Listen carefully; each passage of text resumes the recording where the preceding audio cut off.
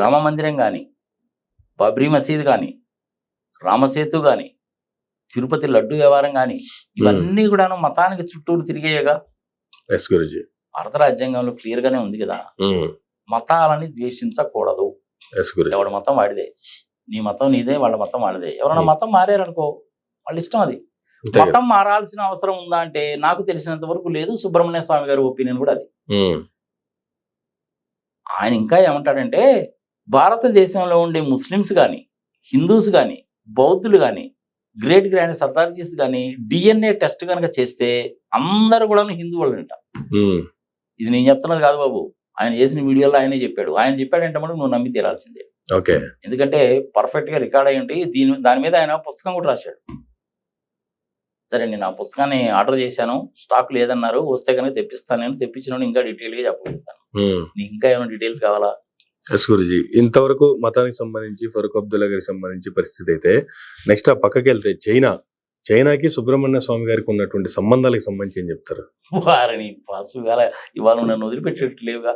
సర్లే, ప్రజలకు తెలియాలి కదా సార్. 14-15 సంవత్సరాల నుంచి నేను ఆయన చేసిన అనేక ప్రసంగాల సారాంశాన్ని చెప్పాలి అన్నటువంటిది నా ఉద్దేశం. నువ్వు ఒక్కొక్కటి చిన్నగా, సన్నగా, శుద్ధి మెత్తగా అడుగుతున్నావు. తప్పులేదు, ప్రజలకు తెలియాలి. చైనాకి ఈయనకి ఉన్న సంబంధం ఏమిటంటే చాలా విచిత్రమైన సంబంధం అది సార్. ఆయన మ్యారేజ్ చేసుకున్నప్పుడు ఆయన భార్య పెట్టిన కండిషన్ అన్నమాట.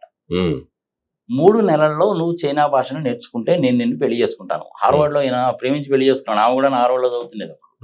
పుట్టుపూర్వతలు స్టార్టింగ్ లో మాట్లాడుకున్నప్పుడు వచ్చింది కదా. నేను సరే, సమయ సందర్భం వచ్చింది కానీ మళ్ళీ ఒకసారి గుర్తు చేస్తున్నాను.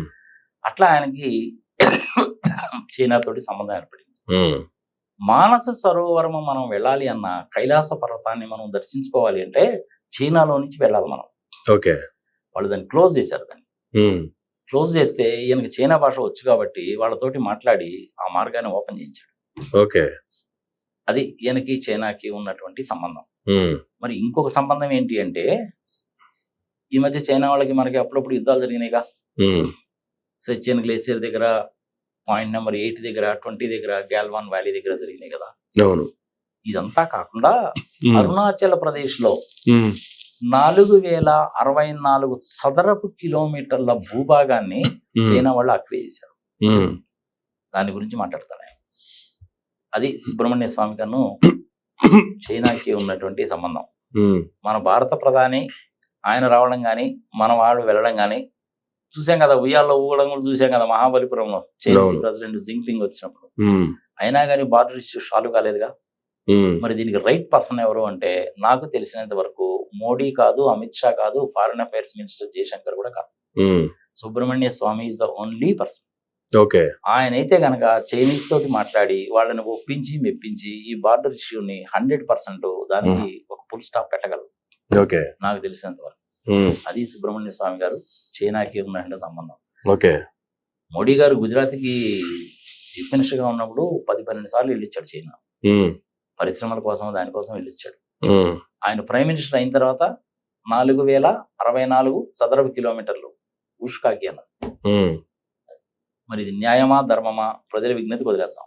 ఓకే. సుబ్రహ్మణ్య స్వామి గారు ఆయన వీడియోలోనే చెప్పాడు, నువ్వు ఈ విధంగా తప్పుడు ప్రచారాలు చేస్తావని ఆయన మీద కేసు పెట్టాడు. దమ్ము ధైర్యం మోడీ గారికి లేదు. ఎందుకంటే ఆయన చెప్పింది కరెక్ట్ కాబట్టి. మరి ఆయన చెప్పాలి కదా. మోడీ గారే చెప్పారు కదా, కొయ్యి ఆయానై కొయ్యి గయానై అని ఆయనే చెప్పాడు. మరి ఎవరు రాలేదన్నారు, ఎవరు పోలేదన్నావు. మిలిటరీ ఆఫీసర్లు ఏమో వచ్చారా బాబు మేము వాళ్ళతో కొట్లాడామన్నారు. చచ్చిపోయిన మాట కూడా వాస్తవం. ఆ చనిపోయిన వాళ్ళలో మన తెలుగు ఆయన కూడా ఒక ఆయన ఉన్నాడు. మరి ఈ రెండింటిలో ఏది నమ్మాలా?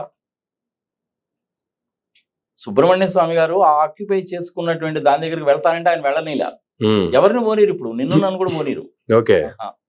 లడక్ ప్రాంతంలో ఆక్యుపై చేశారు. 4064 చదరపు కిలోమీటర్లు. ఎక్కడన్నా పేపర్లో వచ్చిందా, న్యూస్ ఛానల్లో వచ్చిందా?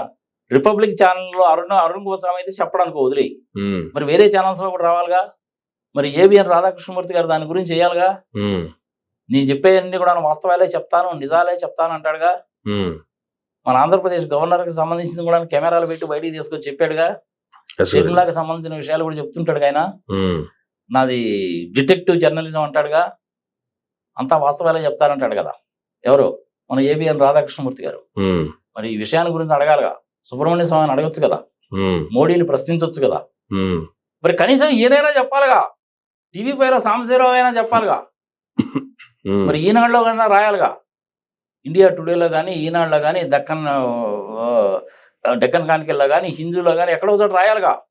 మరి ఎవడూ రాయలేదు, ఎవడూ చెప్పలేదు. మరి మోడీ గారు ఎందుకు సైలెంట్ గా ఉన్నారు? సుబ్రహ్మణ్యం గారు చెప్తే ఎందుకు యాక్షన్ తీసుకోలేదు? ఓకే, సుబ్రహ్మణ్య స్వామి గారి మీద కేసులు పెట్టి యాక్షన్ తీసుకునేంత సీన్ ఎవడికి లేదు. పక్కాగా ఉంటది ఇన్ఫర్మేషన్ ఆయన దగ్గర, ఎవడు ఏమీ పేకలేడు. Take it granted from. Okay, అది సుబ్రహ్మణ్య స్వామి గారికి చైనాకి మధ్య ఉన్నటువంటి సంబంధ అనుబంధాలు. ఈ రోజు మనము కైలాస యాత్ర చేయాలి అంటే చైనాలో నుంచి పోతున్నాం అనేసి అంటే అది సుబ్రహ్మణ్య స్వామి గారి మూలకంగానే జరిగింది. ఓకే, ఈ ల్యాండ్ ఆక్యుపేషన్ కూడా ఆయన బయటికి తీసుకొచ్చిందే ఎవరూ చెప్పలేదు.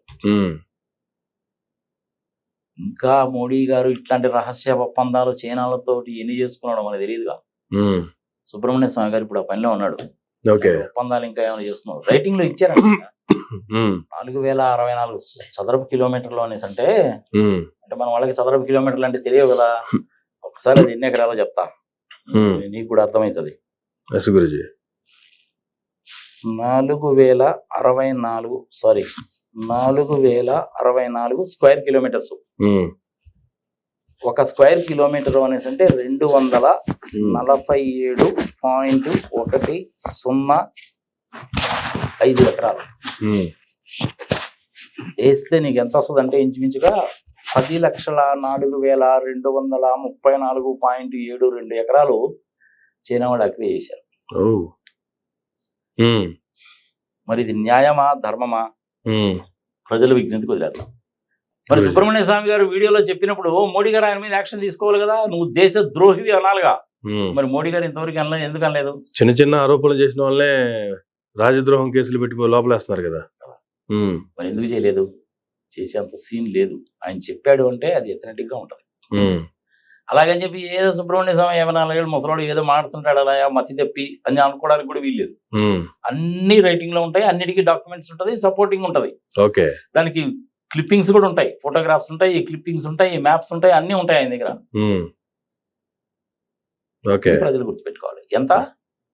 10 లక్షల ఎకరాలు కూలుగా కామ్గా చైనా వాళ్ళు తీసేసుకున్నారు. మోడీ గారు ఇన్ రైటింగ్ లో ఇచ్చేసాడట వాళ్ళకి. మోడీ గారు ఇచ్చారో లేదా జయశంకర్ గారు సంతకాలు పెట్టి అగ్రిమెంట్ ఇచ్చాడో మనకు తెలియదు.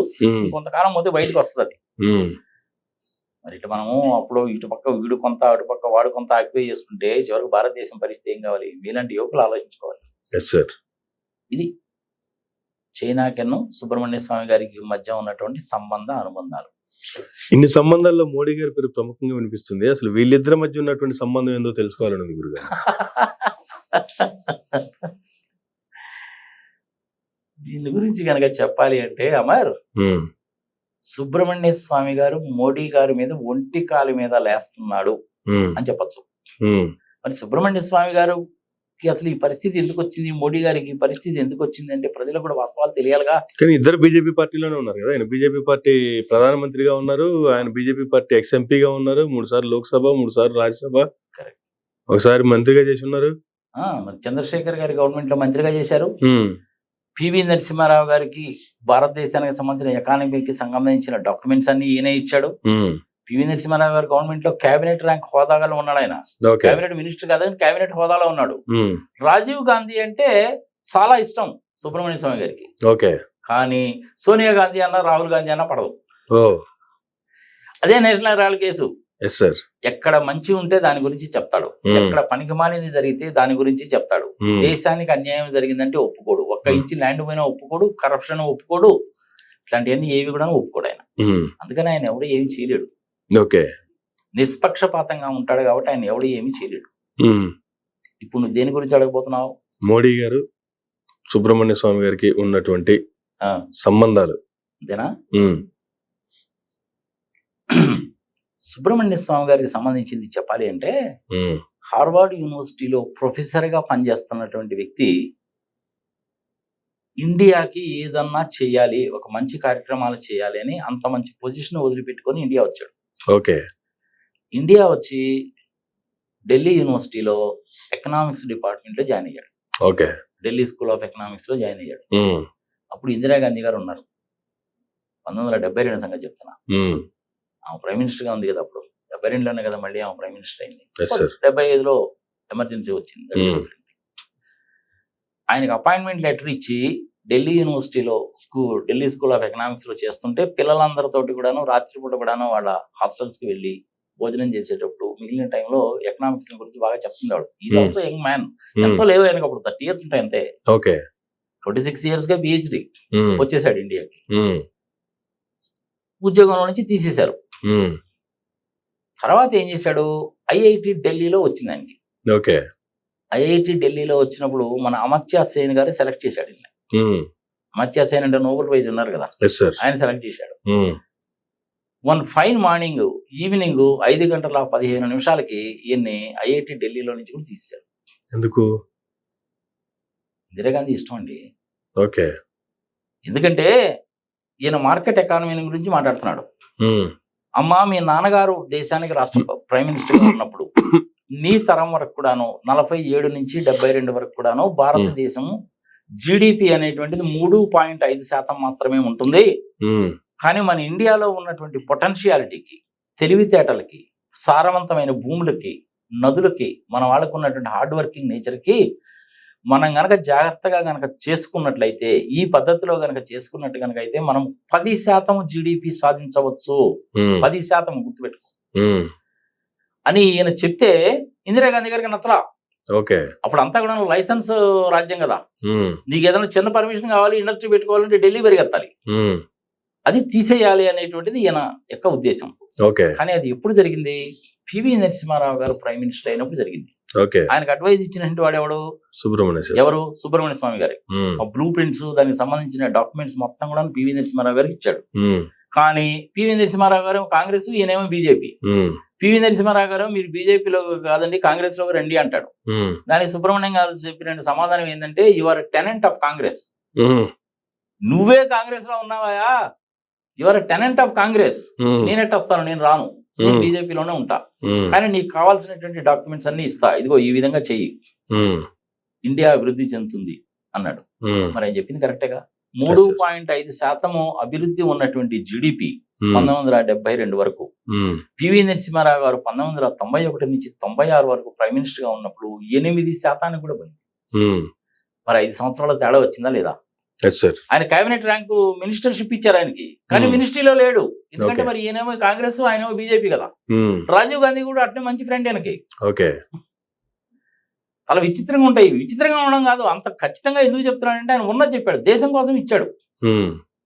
అప్పటి నుంచి ఇండియా బాగా అభివృద్ధి చెందడం అనేటువంటిది మొదలుపెట్టింది. నిజంగా చెప్పాలంటే పివి నరసింహారావు గారు ప్రైమ్ మినిస్టర్ కావడము, సుబ్రహ్మణ్య స్వామి గారు చెప్పిన సలహాని పివి నరసింహారావు గారు పాటించడము, మన్మోహన్ సింగ్ గారు ప్రైమ్ మినిస్టర్ గా ఉండడం అనేటువంటిది మనం చేసుకున్న అదృష్టం. 3.5% జిడిపి గ్రోత్ ఎక్కడ, 8% జిడిపి గ్రోత్ ఎక్కడ? ఇప్పటికి కూడా సుబ్రహ్మణ్య స్వామి గారు అదే వాదిస్తాడు. కానీ మోడీ గారు సుబ్రహ్మణ్య స్వామి గారు చెప్పింది వినడు. సుబ్రహ్మణ్య స్వామి గారు అంటే మోడీ గారికి పంచ తడిచిపోద్ది. ఎందుకు? కారణం ఏంటంటే, ఈయన కనుక ఫైనాన్స్ మినిస్టర్ కనుక చేస్తే ఇన్కమ్ ట్యాక్స్ తీసేయడం అనేటువంటిది మొట్టమొదటి చర్య, మార్కెట్ ఎకానమీ అనేటువంటిది రెండో చర్య, లైసెన్స్ తీసేయడం అనేటువంటిది మూడో చర్య. ఇవి మోడీ గారికి ఇష్టం ఉండవు. ఈవీఎంల గురించి కూడా మాట్లాడాడు ఆయన, అది మోడీ గారికి ఇష్టం ఉండదు. అందుకని సుబ్రహ్మణ్య స్వామి గారికి మోడీ గారికి మధ్య పచ్చగడ్డి వేస్తే బొక్కుమంటది. కానీ ఆయన ఏం చేయలేడు. మరి వీళ్ళిద్దరి అనుబంధాలు ఎప్పటి నుంచి మొదలైనవి అది కూడా చెప్పుకున్నాం. ఐఐటిలో నుంచి కూడా తీసేశారు ఆయన్ని. అప్పుడు ఇంకేం చేయాలి ఆయన? దేశానికి ఏదో చేద్దామని హార్వర్డ్ యూనివర్సిటీలో ప్రొఫెసర్ గా ఉన్నటువంటి ఆయన రిజైన్ చేసి వచ్చాడు. ఇక్కడేమో ఈ విధంగా జరిగింది. మరి ఏం చేయాలి? ఉద్యోగం లేదు, సద్యోగం లేదు. అప్పటికి ఆయనకి 2 పిల్లలు, భార్య ఉంది, సంగతి సమాచారం. ఏం చేయాలి ఆయన? ఆ సందర్భంలో ఆర్ఎస్ఎస్ వాళ్ళు ఈయన కాంటాక్ట్ చేశారు. ఆర్ఎస్ఎస్ వాళ్ళు కాంటాక్ట్ చేస్తే అప్పటి నుంచి వాళ్ళతోటి నడుస్తా ఉన్నాడు. ఆర్ఎస్ఎస్ వాళ్ళు ఈయనకు మంచి మర్యాద, గౌరవం, సంఘ సమాచారం ఇచ్చేవాడు. ఒకసారి ఏమైంది తెలిసిన, ఆయన ఎలాగైనా సరే అరెస్ట్ చేయాలని చెప్పి అరెస్ట్ వారెంట్ ఇష్యూ చేశారు ఆయన మీద, సుబ్రహ్మణ్య స్వామి మీద. అమెరికాలో ఉన్నాడు, యాక్చువల్ గా ఎంపీ స్థానంలో ఉన్నాడు. అప్పుడు ఎట్టా వచ్చాడు, ఇండియా వచ్చాడు, 2 నిమిషాలు పార్లమెంట్ లో అటెండ్ అయ్యాడు, సంతకం పెట్టాడు, చెప్పాల్సింది చెప్పాడు, మళ్ళీ వ్యానిష్ మనిషి, పత్తాలేడు. ఆయనకు అంత నెట్వర్క్ ఉందన్నమాట. అటు పోలీస్ డిపార్ట్మెంట్ లో కానీ, పాస్పోర్ట్ డిపార్ట్మెంట్ లో కానీ అందరి దగ్గర కూడా నా నెట్వర్క్ అనేటువంటిది ఉంది. ఆయన మీద సానుభూతి చాలా ఎక్కువ ఉంటుంది. అందుకని మోడీ గారు ఆయన ఏం చేయలేడు. సుబ్రహ్మణ్య స్వామి గారి దృష్టిలో మోడీ అనేటువంటి వ్యక్తి ఒక చీటరు, లూటరు, మత ఉన్మాది, అబద్ధాల కోరు. ఇది నేను చెప్తున్నది కాదు బాబు, ఆయన వీడియోలో చెప్పాడు. అదే నేను తెలుగులో ట్రాన్స్లేట్ చేసి చెప్తున్నా, దయచేసి నన్ను అపార్థం చేసుకోబాకండి. ఆయన చెప్పిన మాటే చెప్తున్నా నేను. ఈయనకి ఎప్పుడైతే ఐఐటిలో నుంచి కూడా తీసేశారో, ఆ విధంగా ఉన్నాడో, ఆర్ఎస్ఎస్ వాళ్ళు బాగా సపోర్ట్ చేసేవాడు. ఆ సందర్భంగా ఏం చేశాడంటే పాలిటిక్స్ లోకి వచ్చాడు. అది ఆయన పాలిటిక్స్ లోకి ఎంట్రీ. జనసంఘ్ పార్టీ పెట్టుకున్నాడు ఆయన. ఆ జనసంఘ్ అనేటువంటిది కాలక్రమేణా జనతా దళ్ అయింది. ఆ జనతా దళ్ అనేటువంటిది ఇప్పుడు బీజేపీ. దాని లైన్. ఆర్ఎస్ఎస్ వాళ్ళకి, రాష్ట్రీయ స్వయం సేవక్ వాళ్ళకి విద్యార్థి పరిషత్ ఒకటి ఉంది. ఆ విద్యార్థి పరిషత్ మీటింగ్స్ కి రెగ్యులర్ గా అటెండ్ అవుతుండేవాడు. చాలా మర్యాద, చాలా గౌరవం ఇచ్చేవాళ్ళు. మంచి విద్యావేత్త కాబట్టి సంగతి సమాచారం జరిగిన వాస్తవాలు ఏంటో చూశాడు కాబట్టి వాళ్ళతోటి అనుబంధాలు అనేవి బాగా ఉండేవి. వాడు బాగా ఈయనకి రెస్పెక్ట్ ఇచ్చేవాడు. ఈయన చెప్పింది వాళ్ళు వినేవాళ్ళు. అదే తర్వాత వాళ్ళ గవర్నమెంట్స్ లో వచ్చినప్పుడు కూడా ఇన్ఫ్లుయెన్స్ చేసి చెప్పేవాళ్ళు. ఆర్ఎస్ఎస్ ఇన్ఫ్లుయెన్స్ బీజేపీ మీద ఉన్నప్పటికీ బీజేపీ వాళ్ళు చేయలేనటువంటి చాలా పనులు సుబ్రహ్మణ్య స్వామి గారు చెప్పినటువంటిది పివి నరసింహారావు గారు చేశారు. విచిత్రం అది. ఈయనేమో బీజేపీ, పివి నరసింహారావు గారు కాంగ్రెస్. కానీ ఈయన చెప్పింది కాంగ్రెస్ వాళ్ళు విన్నారు కానీ బీజేపీ వాళ్ళు వినరు. అది మోడీ కన్ను ఈయనకి తగాదా. సో అప్పుడు ఆర్ఎస్ఎస్ విద్యార్థి పరిషత్ వాళ్ళు కండక్ట్ చేసేటువంటి మీటింగ్స్ కి ఈయన పిలిచినప్పుడు వాళ్ళు విద్యార్థులకు ఇట్లాంటి విషయాలని చాలా చెప్తుండేవాడు. చెప్తున్న సందర్భంలో మోడీ గారు చిన్న కార్యకర్త అప్పుడు ఆర్ఎస్ఎస్ లో